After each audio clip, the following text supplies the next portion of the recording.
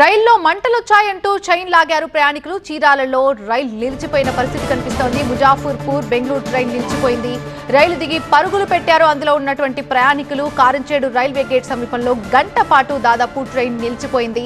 సమాచారం అందుకున్న రైల్వే అధికారులు తనిఖీలు చేపట్టారు. రైల్లో ఎలాంటి మంటలు వ్యాపించలేదని నిర్ధారించారు అధికారులు. అధికారుల తనిఖీ అనంతరం తిరిగి ట్రైన్ మళ్లీ స్టార్ట్ అయింది.